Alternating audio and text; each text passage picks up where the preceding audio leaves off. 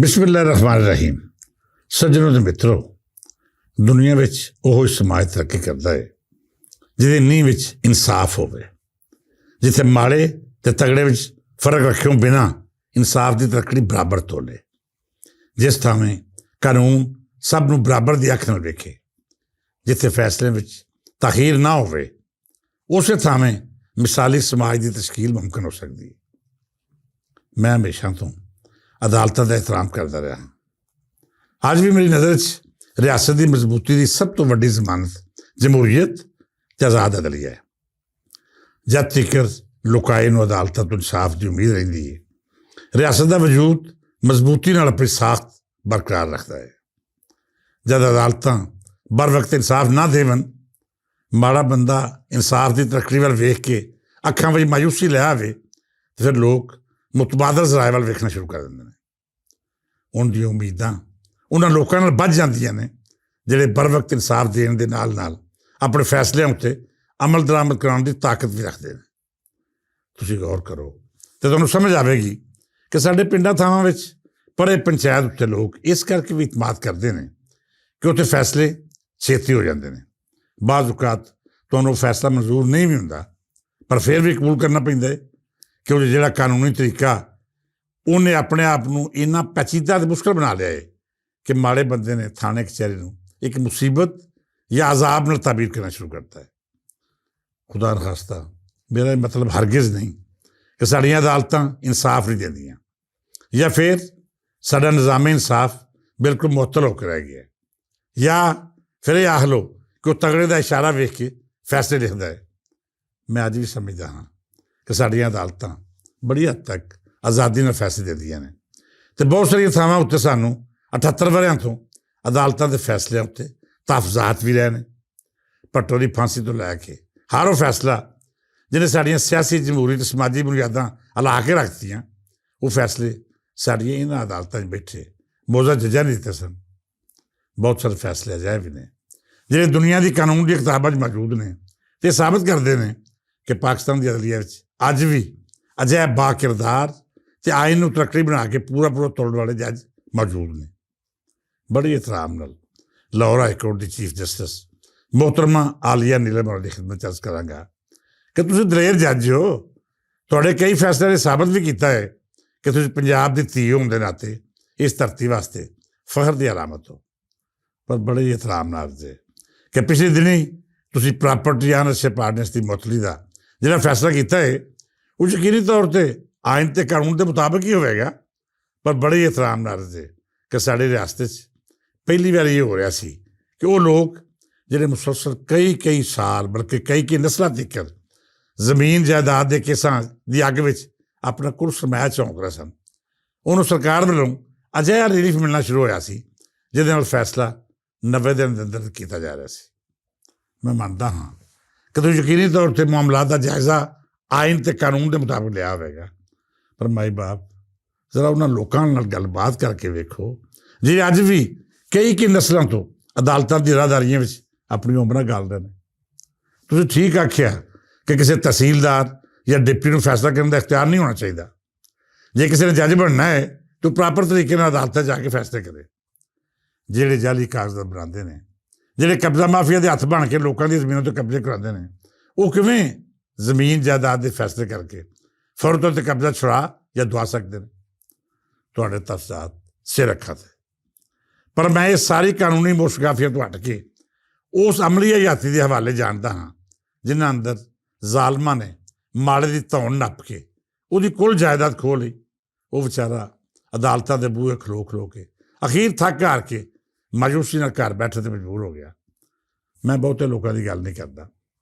ਮੇਰਾ ਜਾਣਨ ਵਾਲਾ ਇੱਕ ਅਜਿਹਾ ਮਾਜ਼ੂਰ ਆਦਮੀ ਹੈ ਜਿਹੜਾ ਪਿਛਲੇ ਕਈ ਵਰ੍ਹਿਆਂ ਤੋਂ ਮਫਲੂਜ ਹੈ। ਉਸ ਮਜ਼ਦੂਰ ਨੇ ਸਾਰੀ ਹਯਾਤੀ ਮਿਹਨਤ ਕਰਕੇ ਅਤੇ ਉਹਦੇ ਪੁੱਤਰਾਂ ਨੇ ਬਾਹਰ ਦੇ ਮੁਲਕ ਵਿੱਚ ਇੱਟਾਂ ਪੱਥਰ ਢੋ ਕੇ ਗੁਜਰਾਂਵਾਲੇ 'ਚ ਇੱਕ ਮਾੜਾ ਜਿਹਾ ਘਰ ਖਰੀਦਿਆ। 18 ਵਰ੍ਹੇ ਪਹਿਲੋਂ ਇੱਕ ਫਰਾਡੀਏ ਨੇ ਉਸ ਘਰ 'ਤੇ ਕਬਜ਼ਾ ਕਰ ਲਿਆ। ਇਹ ਗਰੀਬ ਆਦਮੀ ਪਿਛਲੇ 18 ਵਰ੍ਹਿਆਂ ਤੋਂ ਗੁਜਰਾਂਵਾਲੇ ਜਾਂਦਾ ਅਤੇ ਹਰ ਵਾਰੀ ਇੱਕ ਨਵੀਂ ਤਾਰੀਖ ਲੈ ਕੇ ਵਾਪਸ ਆ ਜਾਂਦਾ। 18 ਸਾਲਾਂ ਵਿੱਚ ਕਿਸੇ ਵੀ ਜੱਜ ਨੇ ਇਸ ਮੁਕੱਦਮੇ ਨੂੰ ਮੁਕਾਉਣ ਦੀ ਕੋਸ਼ਿਸ਼ ਨਹੀਂ ਕੀਤੀ। 2 ਵਾਰੀ ਲਾਹੌਰ ਹਾਈ ਕੋਰਟ ਨੇ ਇਸ ਮਾਜ਼ੂਰ ਅਤੇ ਮਜ਼ਲੂਮ ਸ਼ਖਸ ਦੀ ਦਰਖਾਸਤ 'ਤੇ ਮੁਤਲਕਾ ਅਦਾਲਤ ਨੂੰ ਹੁਕਮ ਜਾਰੀ ਕੀਤਾ ਕਿ ਇਹ ਮੁਕੱਦਮਾ 6 ਮਹੀਨੇ ਦੇ ਅੰਦਰ ਨਿਬੇੜਿਆ ਜਾਏ। ਪਰ ਹਾਈ ਕੋਰਟ ਦੇ ਹੁਕਮ ਦੇ ਬਾਵਜੂਦ 18 ਸਾਲਾਂ ਵਿੱਚ ਕੋਈ ਵੀ ਅਦਾਲਤ ਇਸ ਮਜ਼ਲੂਮ ਨੂੰ ਉਹਦਾ ਘਰ ਵਾਪਸ ਨਹੀਂ ਦਵਾ ਸਕੀ। ਮੈਂ ਜਦ ਵੀ ਇਸ ਗਰੀਬ ਨੂੰ ਹੌਸਲਾ ਦੇਣ ਦੀ ਕੋਸ਼ਿਸ਼ ਕੀਤੀ ਕਿ ਆਖਿਆ ਕਿ ਕੋਈ ਗੱਲ ਨਹੀਂ, ਸਾਡੀਆਂ ਚੀਫ ਜਸਟਿਸ ਮੋਹਤਰਮਾ ਆਲੀਆ ਨੀਲਮ ਹੋਰੀ ਨਿਜ਼ਾਮੇ ਇਨਸਾਫ ਨੂੰ ਸਿੱਧੇ ਰਾਹ ਪਾ ਰਹੀਆਂ ਨੇ ਅਤੇ ਇਹਨੂੰ ਇਨਸਾਫ ਜ਼ਰੂਰ ਮਿਲੇਗਾ। ਹਰ ਵਾਰੀ ਉਹਦੀਆਂ ਅੱਖਾਂ 'ਚ ਹੰਝੂ ਆਏ ਅਤੇ ਹਰ ਵਾਰੀ ਉਹਨੇ ਇਹ ਆਖ ਕੇ ਮੈਨੂੰ ਲਾਜਵਾਬ ਕਰ ਛੱਡਿਆ ਕਿ ਜੇਕਰ ਮੈਨੂੰ ਇਨਸਾਫ ਨਾ ਮਿਲਿਆ ਤਾਂ ਮੇਰੇ ਲਈ ਤਾਂ ਆਈਨ ਕਾਨੂੰਨ ਅਤੇ ਵੱਡੇ ਵੱਡੇ ਦਾਅਵੇ ਕਰਨ ਵਾਲੇ ਸਾਰੇ ਜੱਜ ਹੀ ਮਰ ਗਏ।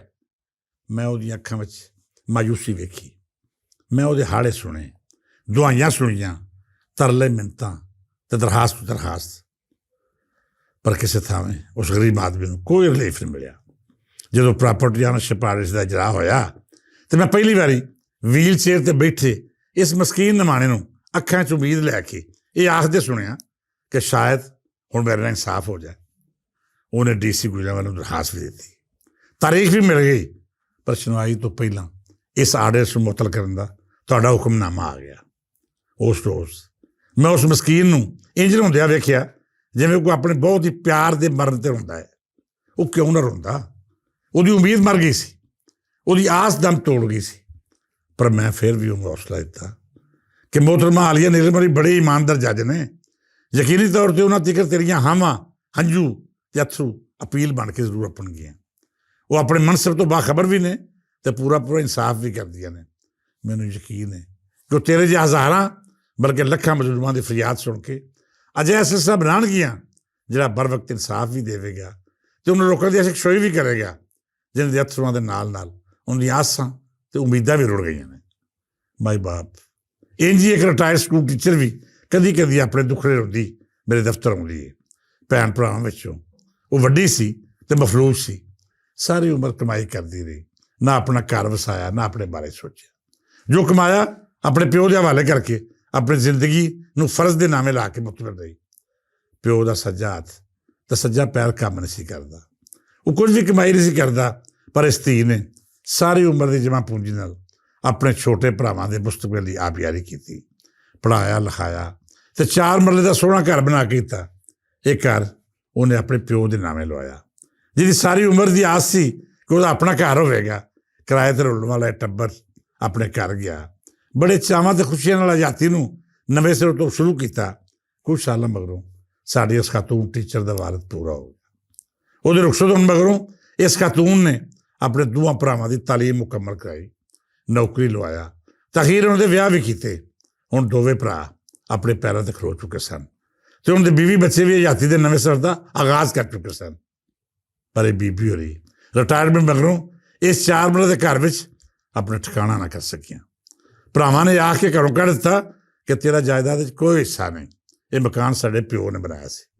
ਜ਼ਾਹਰ ਹੈ ਉਹਨੂੰ ਹਿੱਸਾ ਮਿਲਦਾ ਵੀ ਅਤੇ 4 ਮਰਲੇ 'ਚ ਕੀ ਮਿਲਣਾ ਸੀ।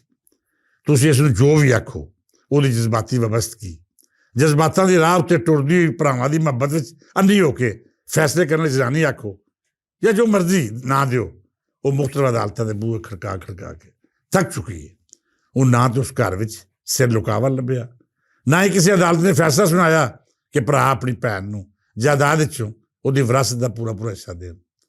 ਯਕੀਨੀ ਤੌਰ 'ਤੇ ਇਹੋ ਜਿਹੇ ਹਜ਼ਾਰਾਂ ਕੇਸਿਸ ਹੋਣਗੇ ਜਿਹੜੇ ਸਾਡੇ ਨਿਜ਼ਾਮ ਇਨਸਾਫ ਦੀ ਬਦਨਾਮੀ ਦਾ ਸਬਬ ਬਣ ਰਹੇ ਹੋਣਗੇ। ਮੈਂ ਪੂਰੇ ਯਕੀਨ ਨਾਲ ਆਖਦਾ ਹਾਂ ਕਿ ਆਵਾਜ਼ਾਂ ਤੁਹਾਡੇ ਤੱਕ ਨਹੀਂ ਆਪਣੀਆਂ ਹੋਣਗੀਆਂ।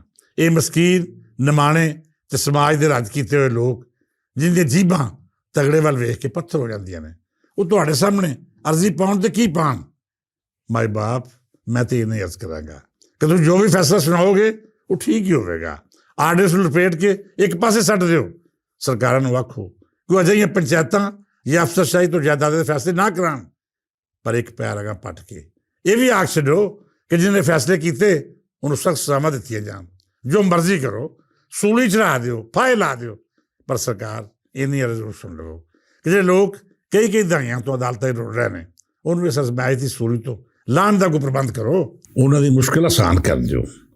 ਜਿਹੜੇ ਜੱਜ 2 ਸੇਬ ਗੁਆਚਣ ਉੱਤੇ ਪਰਚਾ ਦਰਜ ਕਰਾ ਦਿੰਦੇ ਨੇ, ਉਹਨੂੰ ਪਾਬੰਦ ਕਰੋ ਕਿ ਲੋਕਾਂ ਦੀ ਜਮ੍ਹਾਂ ਪੂੰਜੀ ਲੁੱਟੀ ਜਾਣ 'ਤੇ ਵੀ ਇੰਝ ਹੀ ਮੁਤਰਕ ਬਹਾਲੀ ਦੇਣ।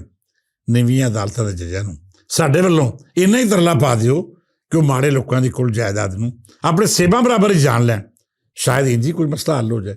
ਉਮੀਦ ਹੈ ਤੁਸੀਂ ਮੇਰੀ ਅਰਜ਼ੀ 'ਤੇ ਗੌਰ ਕਰੋਗੇ ਤੇ ਉਸ ਮਾੜੇ ਤਬਕੇ ਵੱਲ ਝਾਤ ਪਾਓਗੇ ਜਿਹਦੇ ਵੱਲ ਕੋਈ ਨਹੀਂ ਵੇਖਦਾ, ਜਿਹੜਾ ਆਪਣੀ ਜੰਗ ਆਪੇ ਲੜਦਾ ਅਖੀਰ ਆਸਾਂ ਤੇ ਉਮੀਦਾਂ ਨਾਲ ਕਬਰੇ ਜਾ ਉਤਰਦਾ ਹੈ, ਜਿਹਦੀ ਆਸ ਹੁਣ ਮਰ ਰਹੀ ਹੈ, ਜਿਹਦੇ ਹੰਝੂ ਹੁਣ ਸੁੱਕ ਰਹੇ ਨੇ, ਜਿਹਦੀਆਂ ਆਸਾਂ ਦੀ ਉਮਰ ਲੰਮੀ ਨਹੀਂ। ਤੁਸੀਂ ਇਖਤਿਆਰਾਂ ਵਾਲੇ ਹੋ, ਤੁਸੀਂ ਵੱਧੇ ਉੱਡਦੇ ਵਾਲੇ ਹੋ, ਉੱਚੀ ਕੁਰਸੀ ਵਾਲੇ ਤੇ ਸਭ ਇਖਤਿਆਰ ਹੋ। ਉਮੀਦ ਹੈ ਮੇਰੀ ਮਰਜ਼ੀ ਉੱਤੇ ਧਿਆਨ ਦਿਓਗੇ। ਅਸੀਂ ਤੁਹਾਨੂੰ ਦੁਆਵਾਂ ਤੋਂ ਇਲਾਵਾ ਕੋਈ ਨਹੀਂ ਦੇ ਸਕਦੇ। ਇਸ ਦੁਆ ਨਾਲ ਇਜਾਜ਼ਤ ਦਿਓ ਕਿ ਰੱਬ ਸੱਚਾ ਸਾਡੇ ਦੇਸ਼ ਦੇ ਹਰ ਬੰਦੇ ਨੂੰ ਆਸ ਉਮੀਦ ਦੇ ਨਾਲ ਜ਼ਿੰਦਾ ਰਹਿਣ ਦੀ ਹਿੰਮਤ ਦੇਵੇ ਤੇ ਸਾਡੀਆਂ ਅਦਾਲਤਾਂ ਨੂੰ ਲੋਕਾਂ ਦੇ ਹੱਕ ਵਿੱਚ ਫੈਸਲੇ ਕਰਨ ਦੀ ਤੌਫੀਕ ਅਤਾ ਫਰਮਾਏ। ਇਜਾਜ਼ਤ ਦਿਓ। ਰੱਬ ਰੱਖਾ।